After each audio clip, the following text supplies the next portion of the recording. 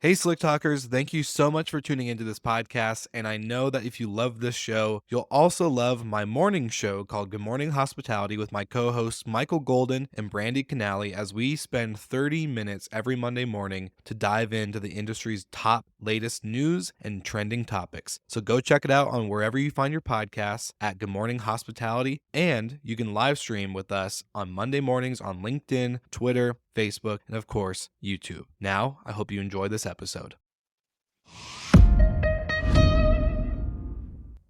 Hey, Emmanuel, what are you doing in this episode? Did I forget a meeting? Hey, Will.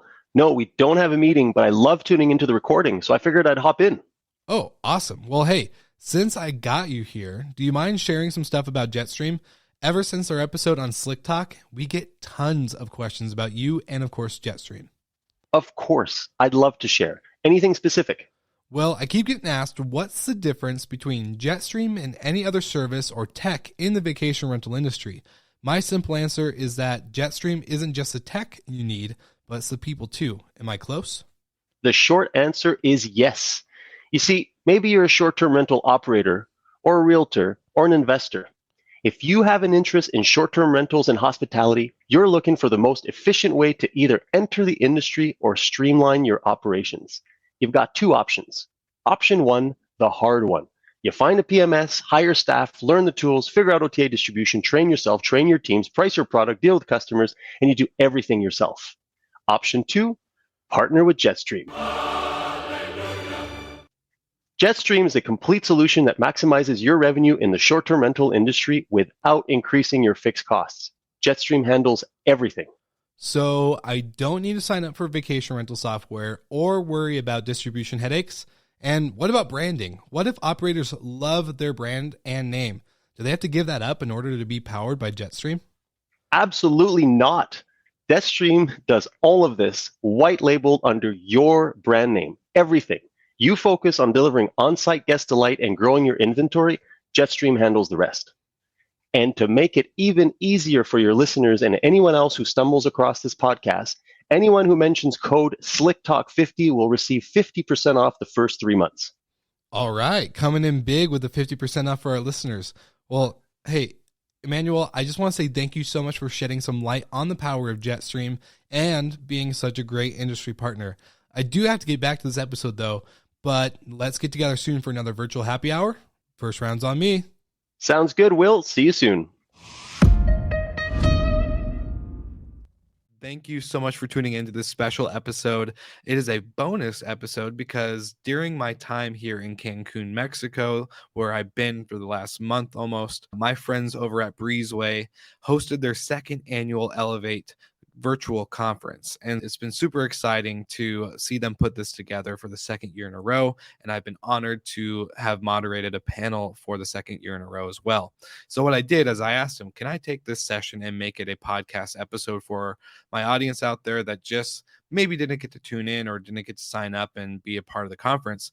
And they said yes. So this whole session is dedicated, this whole episode is dedicated to that session called How to Win and Influence Owners. And so you're going to hear Jeremy Gall, the founder of Breezeway, jump right in after this intro plays. And then once he gets through the intros, you're going to hear the great session that we had about owner acquisition, keeping owners, owner communication, you name it. Super important stuff. And thank you guys for tuning in. Thank you to Breezeway for allowing me to do this and create this bonus episode. And I hope you all enjoy.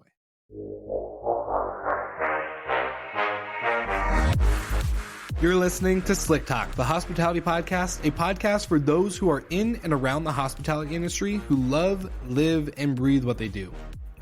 You can join us for candid and unscripted conversations with hospitality experts and founders as we go deeper into their personal stories while they're sharing their triumphs and trials that got them to where they are today. I'm your host, Will Slickers, and you're listening to an episode of Slick Talk, the hospitality podcast. Now, let's begin.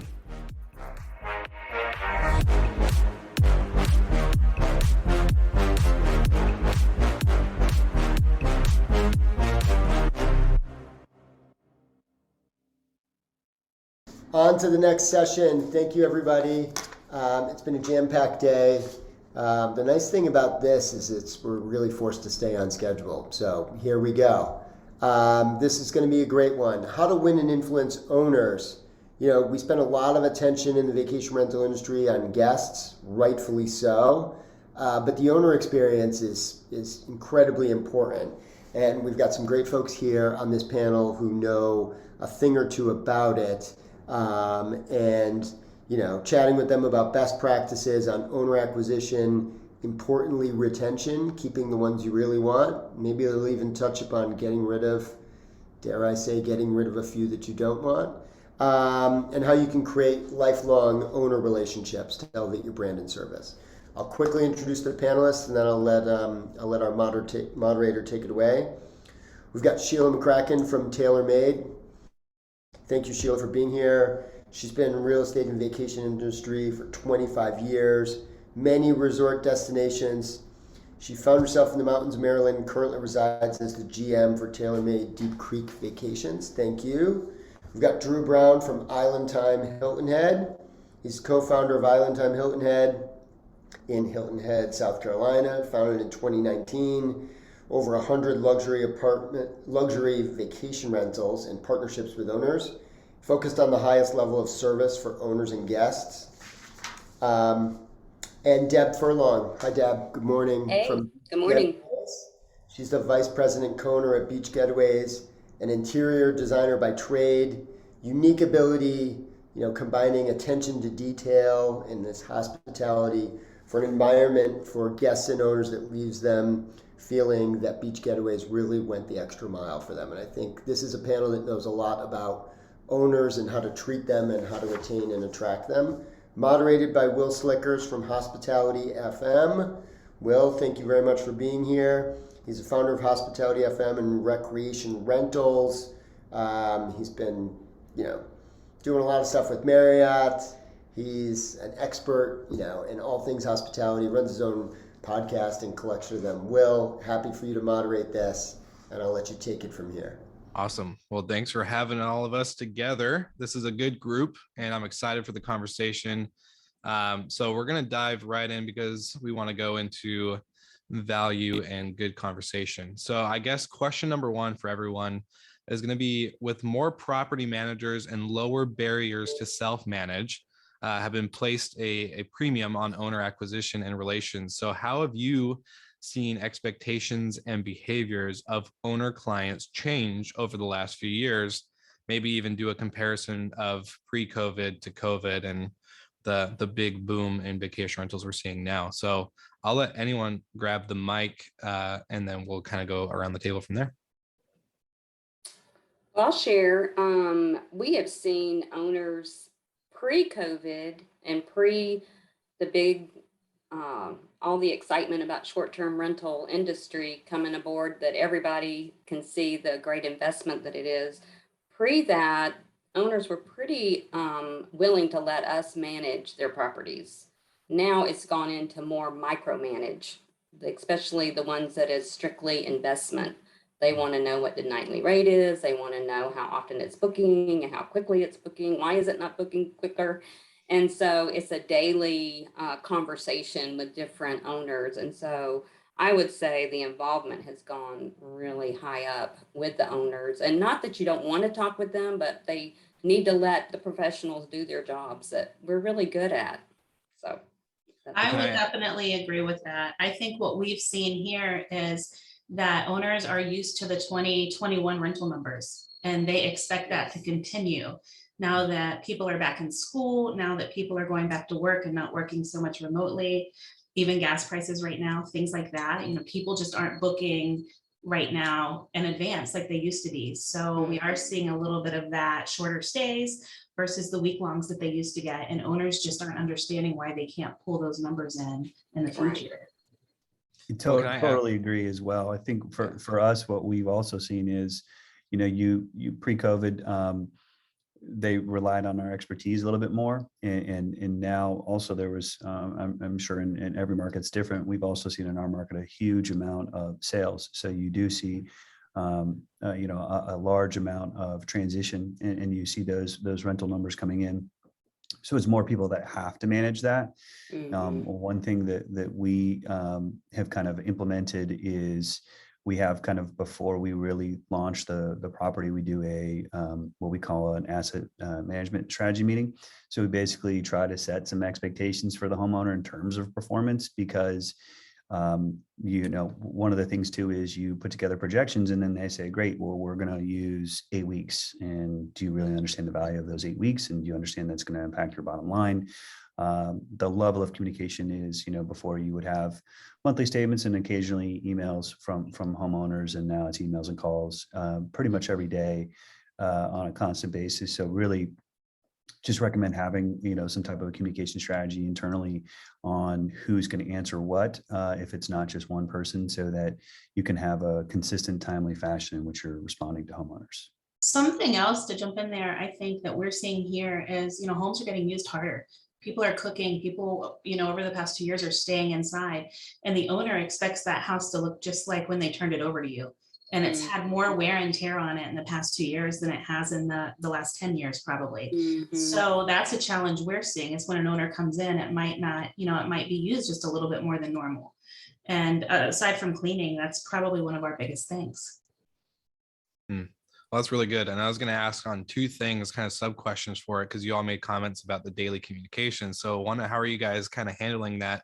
Drew, you kind of mentioned picking an internal strategy of, who on the team is going to take on that challenge. But then also, do you think there's become, or maybe been created, a lot more of education for owners? So now they're seeing kind of behind the scenes of what property managers do, maybe not to the full effect, obviously, but more or less they're seeing more behind the scene now. Then that's kind of making them kind of get more involved with the communications, with the property overall performance, all that stuff. Yeah, great follow-up question, Will. And yes, so one of the things that we did was we created an FAQ, so that as we're looking at either onboarding an investor or onboarding a new owner, we used to share something like that with them if they would ask. Now it is literally something they have to have and basically sign off on, and saying, have you read this? Do you understand what cleaning is going to look like? Do you understand what inspections are going to look like? Breezeway has been a good tool for us, in that regard, to be able to share some of that information. But we want to make sure that they understand, so that we can try and cut off some of those questions at the pass before they really get there. Because it's an issue that it's a great way to say, Sheila, that there's a lot of micromanagement in it. And that's frankly the last thing that all of us want as professionals. So if there's any tools that you can create to try and kind of head off some of that, it's really helped us. It's definitely something I would recommend for those listening to this. Yes. Awesome. What about Deborah or Sheila? Did you guys have any other comments for the next question? Well, I was just going to say, I just think the part about upfront talking to the owners, what the reality of renting your property really is. It's one thing if it's an investor, it's another thing if it's a second home. That person is going to get upset when they come in and it's not as clean as they want it to be, but they've had 50 guests in there since they were there. And people are not taking care of properties like they were, and a turnaround clean, you can't do a deep clean in between. And so I think that continual education is the most important thing, and the reminder to them that it is what's going to help them keep their property is the rentals. And so I think if we can help them have that expectation lowered, but be assured that we are watching it, and we use Breezeway as well, and that has been a big comfort to them to have that documentation of those inspections. Yeah, one thing, Will, sorry, go ahead, Deb. On the communication side, we've been doing, we have a lot of different communications with our owners. We have the owner rep, that's their main contact. And then if I see an owner call, and I try to just pick up the phone to say hi, and they can get me at any point in time. A lot of them copy me on their emails, so I just jump in with, numbers or something. But we have been doing, since COVID, owner Zoom meetings. We used to do owner coffee hour, and we never wanted to bring all of our owners in together, right? Because then you just start complaining about the negatives and not the positives. So we did these owner Zoom meetings, and where they can send questions in, but they can't really talk to each other. And that's really been successful for TaylorMade, because Joe, Jody, and Chad are usually on them. So they see the faces of the company, and they go through, if we have a change in our program because of COVID or new information that comes out, we do a monthly owner Zoom meeting. And we've had, I think, as many as 70 or 80 owners jump on at one time. Nice. So Yeah, that's helped us through the process. it's a great thought process. We do that, and we've also kicked around something similar to where we basically handle an annual owner meeting as well, Zoom owner meeting. And then I just saw Edward's question in the chat. So to answer your question, Edward, yes. So we basically say, here are our standards. Here's what we're looking for. Because one of the things I would want to just really, and Sheila was talking about it on the front end, when we talk to people now about renting their home, we make sure that they understand that it's a business, whether it's a rental home and they're only renting it for the summer, or if it's a year round, it's still a business. And, we're the business professionals. We're going to guide and advise the best that we can. But that FAQ does answer a lot of those questions. But we also then created what we would call a guidebook. So it talks about all the different types of cleanings, type of inspections that we do, checklists that have it. And we share that with the homeowners prior to them coming on board so that they understand, one, this is how we're going to operate. This is the expectation that you can have for a service level. But then again, as these things happen, we can talk about, again, here's your guidebook. Here's, why does my deep clean cost 3 times the amount of a departure clean cost? Well, because as you can see, the inspection list is about 6.5 pages worth of things that are being done. Yeah. So again, trying to set a clear expectation, but really having them understand it's a business. And it's a business that we all do really well. We wouldn't be here if we didn't, but trying to use that level of communication to set a clear expectation in the beginning is very important. That's probably the biggest tool to retention is making sure people understand how you operate, because the majority of our business, frankly, is out of sight, out of mind. We a lot of these people won't be in their properties except for a few times a year. And the communication that you have for statements. So making sure that you're communicating that effectively is really important. For sure. I love that. It's a good reference point. We have guidebooks for our guests. Why not have a guidebook for an owner, right? And since we're talking about communication, this is a great time to launch our poll question for the audience. So question is, how often do you communicate with your homeowners? And there's a couple poll options for your answer there.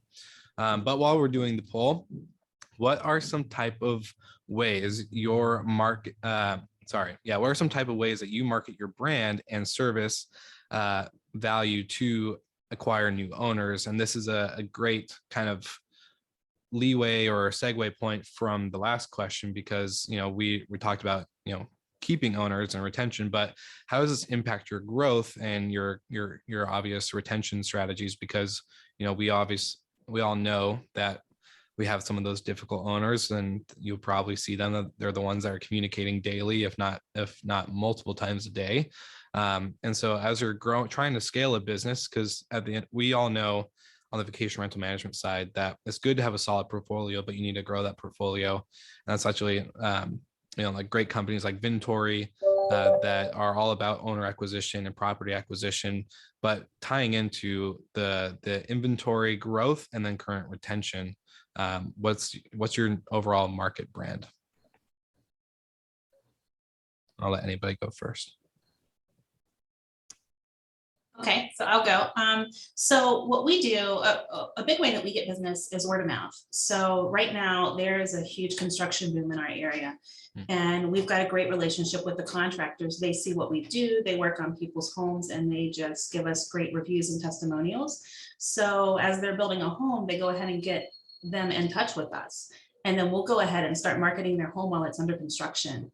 And right now in today's world, renters they want something like they have at home or better. And that's what they want. So especially if the home is under construction and we start marketing that on the website, even though it may not be available for another 6 months or a year, we get a list started of people that want to book that home.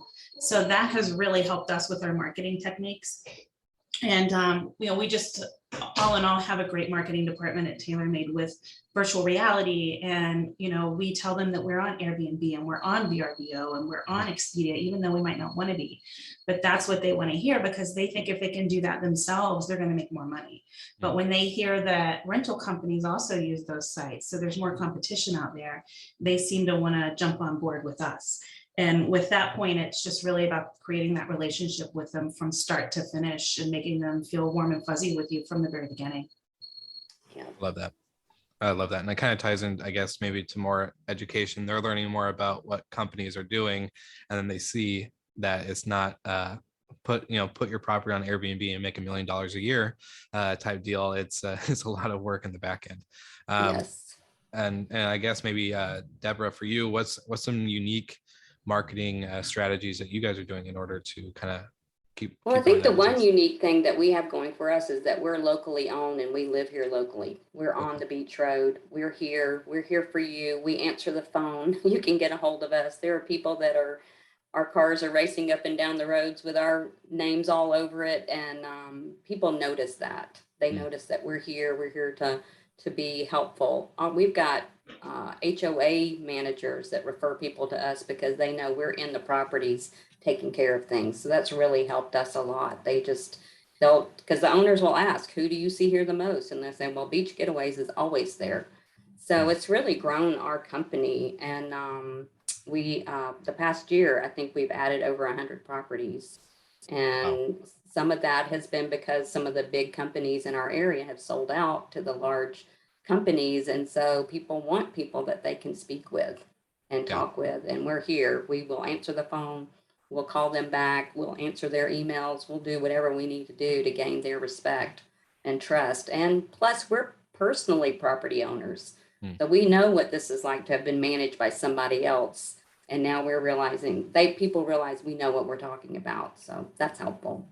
I love that. Brand awareness inside the destination is key. So that's really cool. Mm-hmm. Yeah, I think for us, probably one unique thing, we do something very similar to both of those things. But if I would maybe have one thing to add is be very deliberate about your brand alignment. So for us, in terms of lining up with certain realtors, certain builders, certain contractors, so that when you identify as a company the type of inventory that you're after, you have to be in the market, the secondary markets that also produce that. So, as Sheila was saying, as homes are being built, we've aligned ourselves with certain luxury builders, certain realtors. On Hilton Head's a very small market. It's 5 miles wide by 12 miles long. There's 9,000 vacation rentals, and there's 1,000 licensed realtors. So it's not about being everything to everyone. It's about being very deliberate about who you choose to have your partnerships with, so that those people can depend on you and you can depend on them. So that, again, in that kind of internal brand awareness of your local market, the whole point is expertise. And that's what really kind of helps that word of mouth. Obviously, you're going to always have to have campaigns to go out and try and obtain owners. But it's the same thing for our business. We were in a position where, we kind of started the company. I've been doing this for 20 plus years, and we started this company in 2019, and we have 110 clients in less than a couple of years. And it's because we do what we say, and we're going to say what we do, but also those key strategic partnerships. So I would definitely say for those listening, think about your brand alignment with local key partners. From realtors to, even for us, we're a beach destination, but we're getting the right catering companies, getting the right chefs, getting the right, boat charter companies, getting the right golf companies, those types of things. That's all something that aligns your brand and can allow for a certain level of proper visibility. I love that. All very good points. Great. And I love that partnership play too on the destination. It's about the brand reputation too. And we just recently got a house because a homeowner was there and they were talking to our competitor, and our maintenance guy was plowing the driveway next door and they were stuck. So our maintenance guy went over, and helped them get out and plowed their driveway, and they had a baby in the car, and we got the house the next week. So, and it's all about the professionalism and the customer service that your team gives, not just to your homeowners, but anybody around. I love that. Very good points. Very good points. All right. So next question is, every homeowner is different and comes with a different set of needs and communication preferences. Highlight and theme of this whole conversation seems to be about communication, which is true with homeowners. So how do you tailor your program to provide the best owner experience? Do you guys all do something differently? I know we all have email, text, and phone calls and other things, but is there a certain kind of owner communication platform or even tool that you guys love to leverage in order to really streamline that? And we'll start with, I'll just kind of pick random. Drew, we'll go with you. So yeah, so we do a lot through our PMS system. One thing that I would recommend if people aren't doing is to have a real kind of personal touch is we send booking notifications to all of our homeowners. So every time that the property is booked, we show them what the overall revenue is in the time frame. It also helps snuff out issues if they have questions on rates. Because you can obviously have a conversation right at the time of booking versus them seeing on a statement and coming back to you and having issues. But one of the things that we really do is in terms of tailoring to their needs, part of that FAQ and owner guidebook that we have is we literally have what we call a new client information sheet. And that the whole point of that is to make sure that we get all of their vendors that they want, make sure that we've got all the right information. So when we put it into our system, but we literally sit down and have a conversation with them about their communication needs. What's the best way? When you get a contract, it's going to have information on it, but what's really the best way for us to get a hold of them, in making sure that they do that. And then we use text platforms, and then we also use email platforms to do that as well. So that, really for us, we say we want to, tailor, the program to their needs so that they don't want for anything. So that's what we're really doing right now, but just really understanding how to get a hold of them, because you're going to have, I've got 18 different employees, a property manager is going to need to get a homeowner about a repair, reservations person is going to need to get a hold of them about a reservation, or a marketing person is going to need to get a hold of them about something else. So understanding really how they want us to be contacting them so that you don't have to have the awkward conversation of, well, you called you called my husband, or you called my wife, or you called my work, or, you sent an email to this. You just want to understand how they want that. So that's probably an important process to make sure you guys are taking into account. Exactly. Awesome. We similarly, we use our owner portals to communicate with our owners as well, especially those that are maybe 60 years and younger, that they're constantly looking at that for their reservations and everything. So I think that is a great tool to use with them. We also have a property care manager that is the owner liaison for each one, and she's just tailored for them to sit to be able to communicate with. And she asks that question: what's the best way to communicate with you? How do you like to be communicated with? And it's just frustrating, especially if you have the wrong email address or something entered in incorrectly, then it's just a disaster and it's just awful. So we've learned from a few mistakes like that, but I love that. I love what you said, Drew. Awesome. How about you, Sheila? So we do exactly the same thing. It's all about that relationship and asking them how they want to be managed, pretty much how they want to be involved. So we do use a texting platform. It's called Haymarket. And what that does, because a lot of our owner reps who are the main contact, they're hourly. So they might not check their email at 8 o'clock at night. But what happens is, like, I'm even involved in the Haymarket. So when you send an owner something or an owner sends something into one phone number, it'll pop up that it hasn't been seen yet. And then I can reply to it that night if it's something easy. So they have more of an instant communication than having to wait until 9 o'clock the next morning when that agent sits down and looks at their email. So that's been huge for us, because a lot of our owners are wanting text messages now as opposed to phone calls. So that's been huge, but it's just really about getting to know them. And it's just, hey, how do you want me to call you? And do whatever they want you to do. And if that doesn't work, then you try those other avenues. Awesome. It's a good tool. I'm curious, maybe a sub question under it, and I know we're probably going to get booted out here soon, but do you guys set boundaries on when that communication level, like, do you gauge the importance of that? If you're getting a text at 8 or 9 o'clock at night, I would hope, unless it's an emergency, you're not having to respond while you're with family or going to bed and other things like that. So do you guys set parameters on what's needed and urgent versus what can wait a little bit? Absolutely.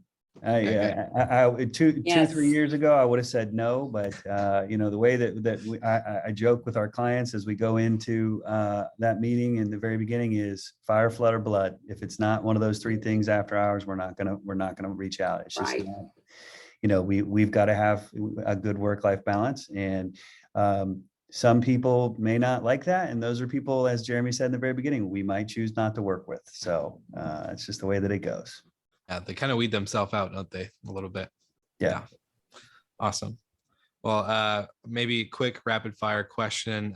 Let's talk about reporting. How can operators use data from their process to supplement communication and build more rapport with owner clients? I'm guessing, Drew, yours is going to be the guidebook. No, actually, so we have separate reports for that. We use some of our pricing systems to actually share the stats with them.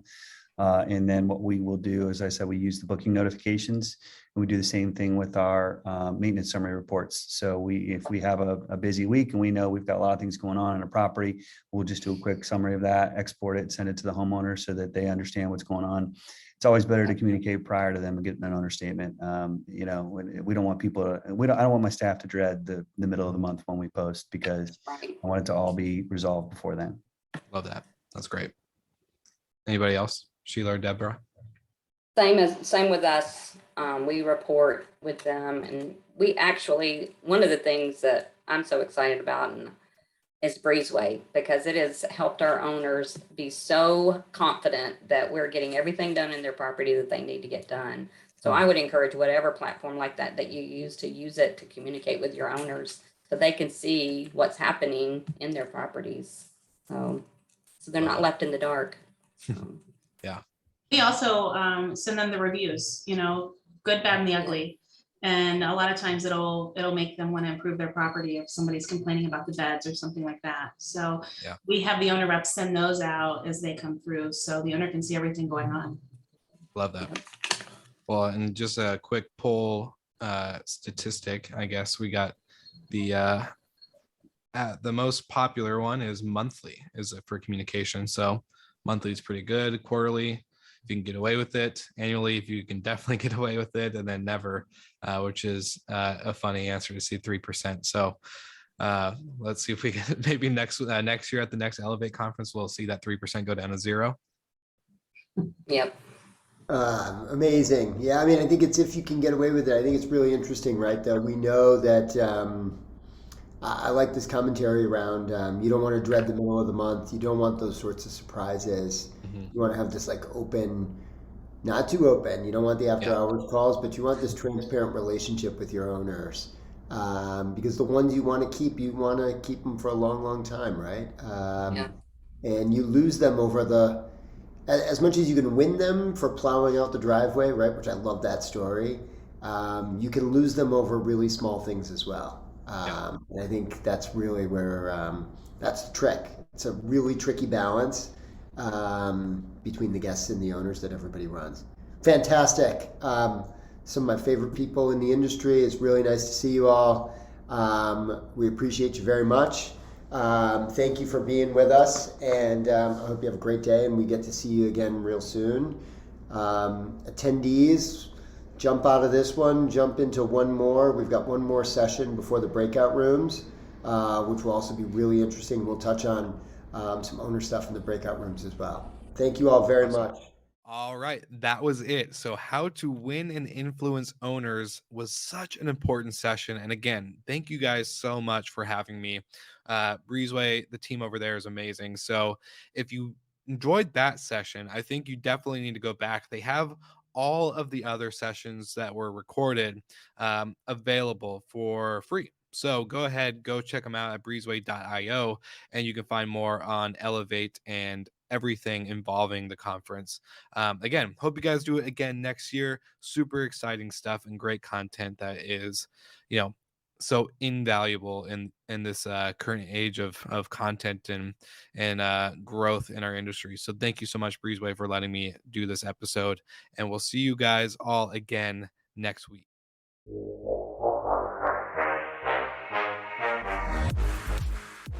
Thank you so much for listening, and thank you to our show partners for making Slick Talk, the hospitality podcast, possible. We hope you enjoyed the show, and we would love to connect with you outside of the podcast. So you can follow us on all of our social media channels for daily hospitality content, or find us on slicktalkthepodcast.com. And don't forget to rate, review, and subscribe so you never miss an episode. I'm your host, Will Slickers, and we will see you guys all again next week.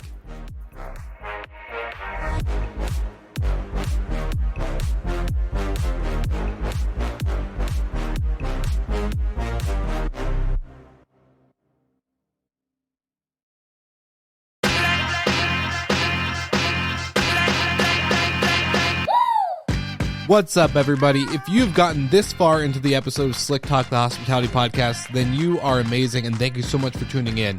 We want to send you two places really quickly. If you can, check out the show notes and click the hospitality.fm link. Check out all of our other shows on the podcast network. And don't forget, if you have someone that you want to hear on the podcast, then fill out the guest fill out form so that way we can get them on the show. Thank you so much for tuning in, and I hope you enjoy another episode of Slick Talk, the Hospitality Podcast.